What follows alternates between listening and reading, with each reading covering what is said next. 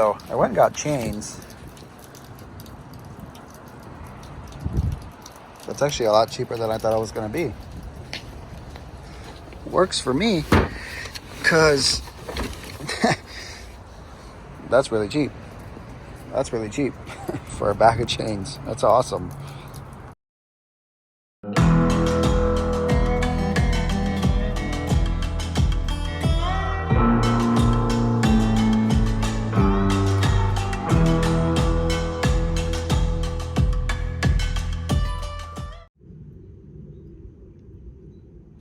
Well, let's get to work.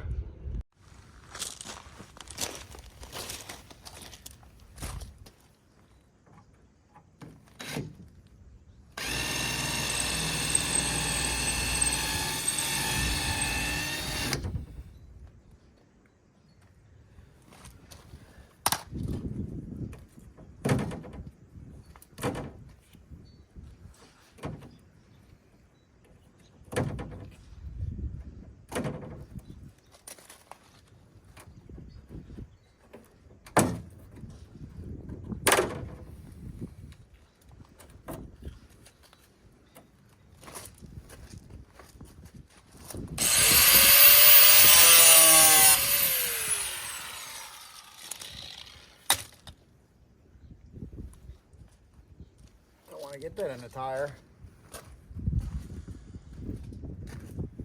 Oh, that's hot.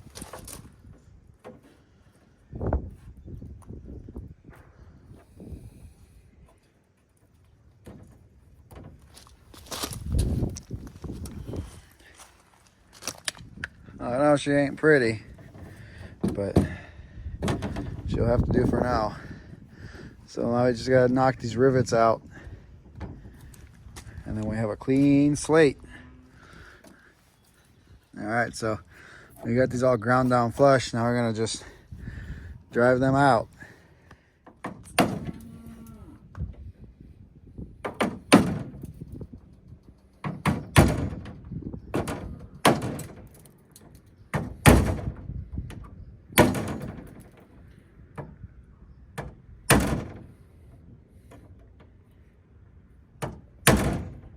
This one's gonna be a pain.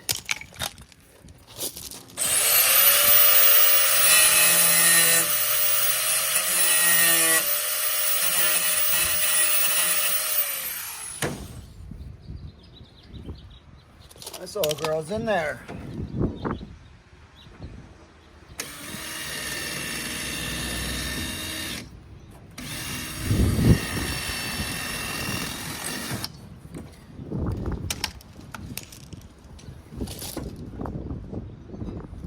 Struggle bus.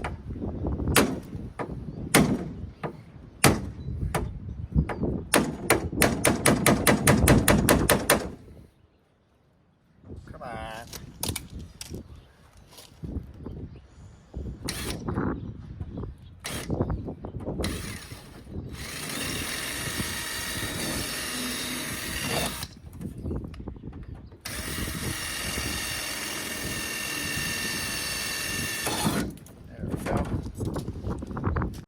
Yes, I know it ain't pretty, but this backing back here is gonna go through here and through there, so it's kind of gonna hold this like so, and it won't look too bad. Oh, no, I'm not wearing safety glasses because I'm safety conscious. I'm wearing safety glasses because I didn't want to get crap in my eye when I was grinding. So I guess you could say I'm safety conscious.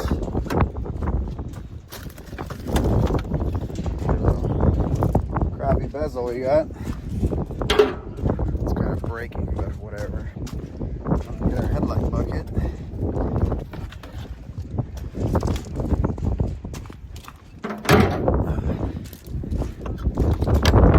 Man, the sun's out, but it's colder than shit. So we're gonna take these lights out, and then we're just gonna work with the bucket. I have to take the harness that's in there out too. So I gotta open the hood now and unclip that.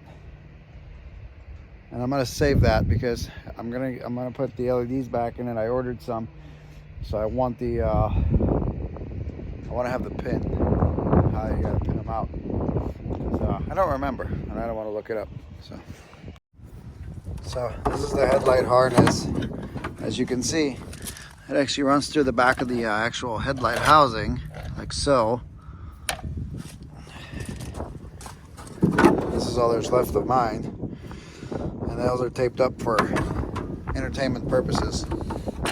And then it plugs into a connector right there. So basically, from what I see, 1989 or 8 or whatever, all the way to 2020.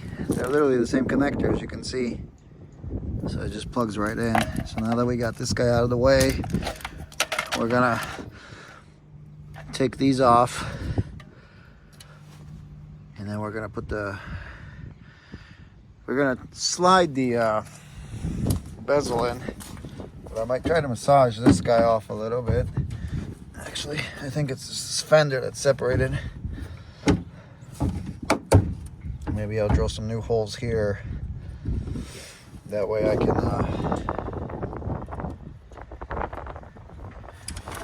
I don't think I can push this over anymore. This is like way over.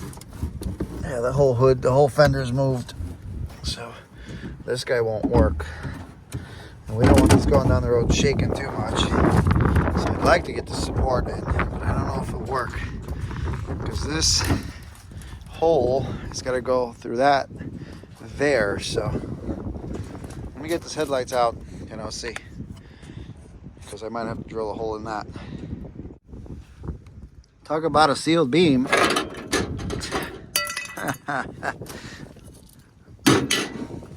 Well, luckily we're not reusing them. So yeah, 4 screws. This headlight comes off. Here's your wiring.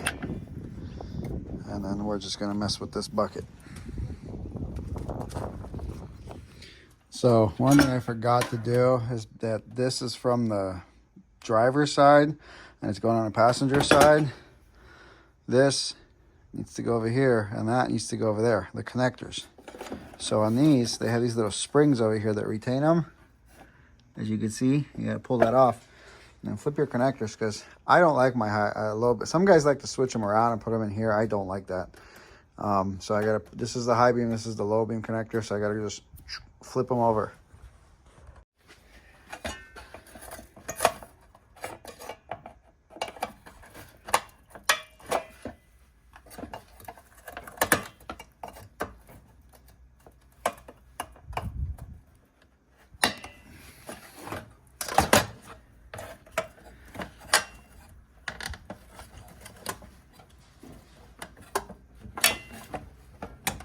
This one's in there.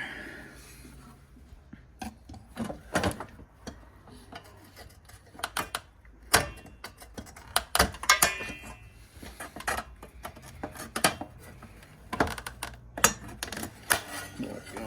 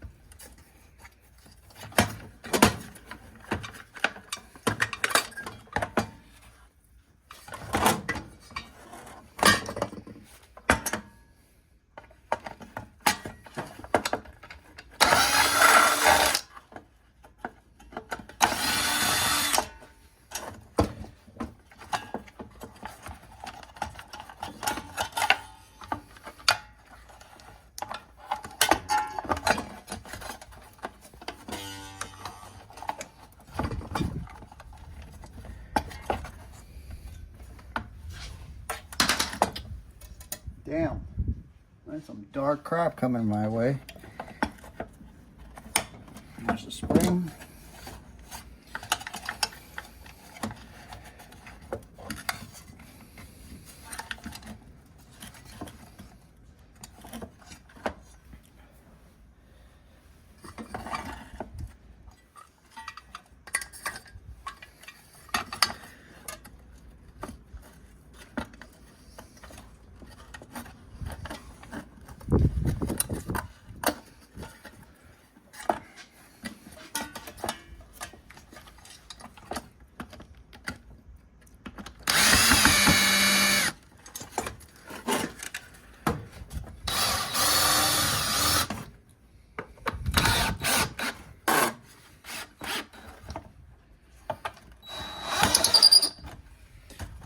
go.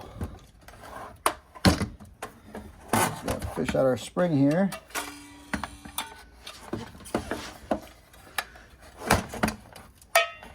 This one stiff butthole. Damn.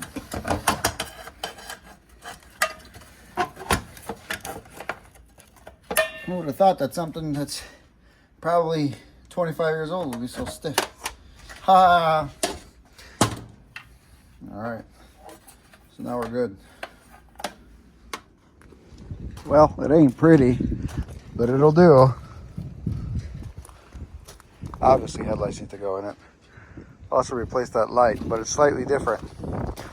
Or it's just that worn out. But hey, it works. I think our headlights are going to be in the mail tomorrow, so pop those guys in, rewire them real quick, and we can hit the road. I know the bezel's missing too. It's not matching, I mean, it kind of sucks. But oh well, these are just in there loosely. These are the rings that hold the headlights. Now we're going to have to adjust them and stuff. But for a quick repair, I'm happy with it. It'll go down the road with headlights, or you can see. And I won't care if somebody hits it. Well, I will, but you know what I mean. All right. Let's go turn this off and go start a fire in the house. It is cold.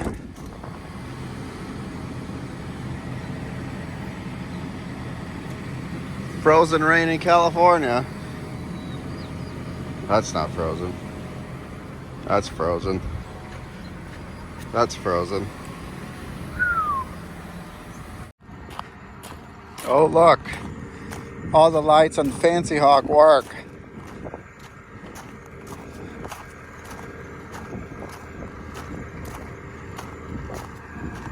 I'm supposed to be going to work right now. My wife's not home yet. It's been a long week for her.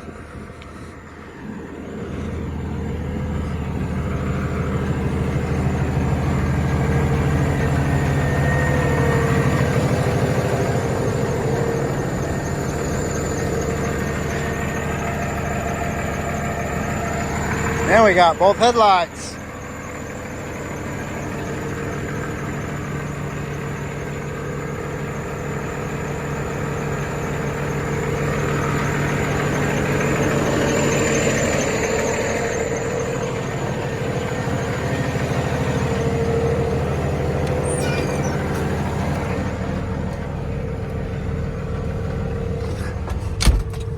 And they work nice. So, all the highways leaving California are closed. It is 7:30 p.m. on March 1st, Wednesday. I was supposed to go to work right now. I am. I'm still going to go to work. But I'm supposed to leave tonight, and it doesn't look like I'm going to because I-80 is shut down to trucks. It's been shut down all day to everyone. I just opened up to cars because that makes total sense. Southern California is closed completely. Highway 58 is closed. Grapevine, they're doing escorts. But I don't want to go that far out of the route. Just to go all the way like down over the Grapevine and then I-15 back up. That's way too much miles. And it's not worth it. So we're just going to probably leave in the morning. We're going to keep on the weather overnight, and I guess we're going to leave in the morning. So I'm letting Fancy run for a little bit to warm up because I got the fridge running. Charge the batteries up a little bit. And we'll go from there.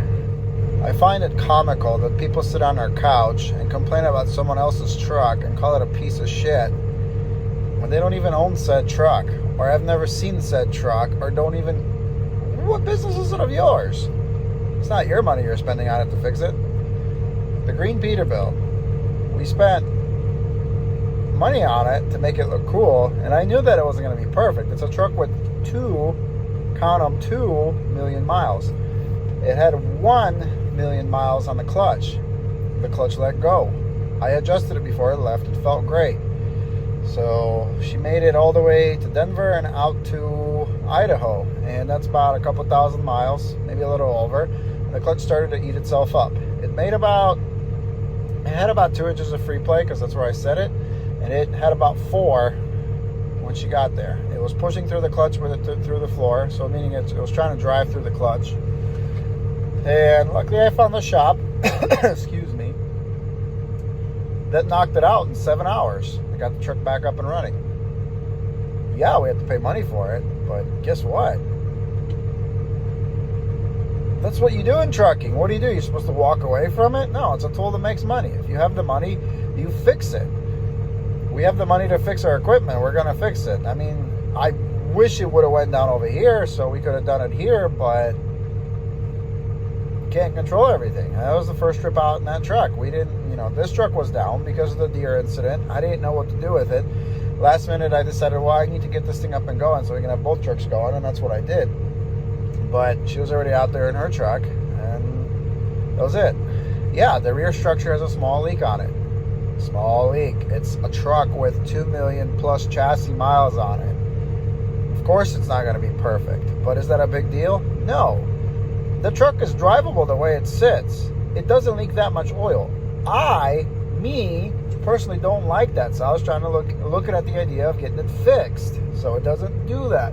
But to some of the viewers, it's like this big deal that the truck's the biggest piece of shit in the world. And guess what? It's not. It just ran a loop. Yes, we put a clutch in it, but it ran a loop, and it's going to continue to run a loop. Now it's in good shape.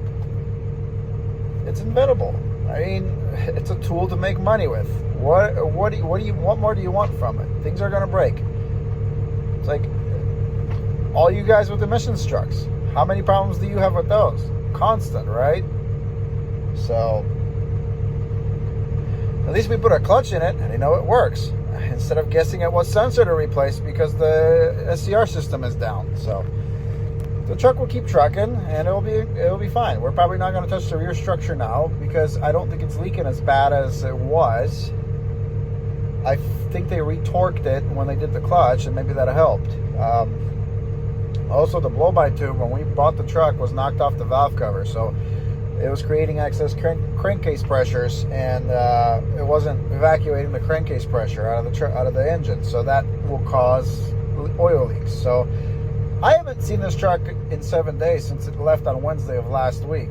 That's how long it took her to do her run with all the weather delays and the clutch delay.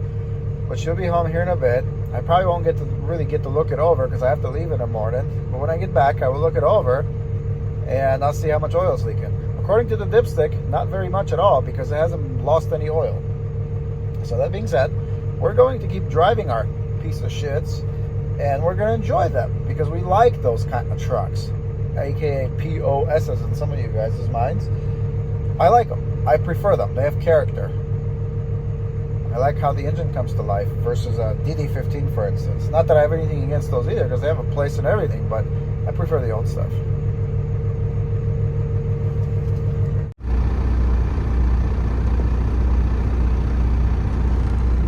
I thought that's kind of cool how those numbers are all aligned. Again, untouched engine. I may jinx myself here, but it keeps going. And if it goes down, guess what? I'm gonna fix it. Pick it up, pick it up, pick it up, pick it up. You see the drippy, I'm fitted up. Hop in my car and the giddy up. Secure the bag, yeah, I get the bus. Pick it up, pick it up, pick it up. You see the drippy, I'm fitted up. Hop in my car and the giddy up. Secure the bag, yeah, I get the bus. Pick it up, pick it up, pick it up, pick it up. Ooh, I've been on the flex since flex zone. Let's play a game of moment of truth. Still windy, sorry. I don't feel like grabbing the microphone because I don't think they work anyway. And they're Rode microphones. I think they just suck. Anyway, let's play a game of moment of truth. Let's see if this truck has leaked any oil since it's been tightened up when it got the clutch job done. Let's go see. Here we go. Let's see. What? What? No way. Look at that. Look at that. Wow. If it has, First of all, like the pan's pretty clean. Look at that. That pan used to have so much oil all over it. But let's see. Look. Huh. I'm gonna go with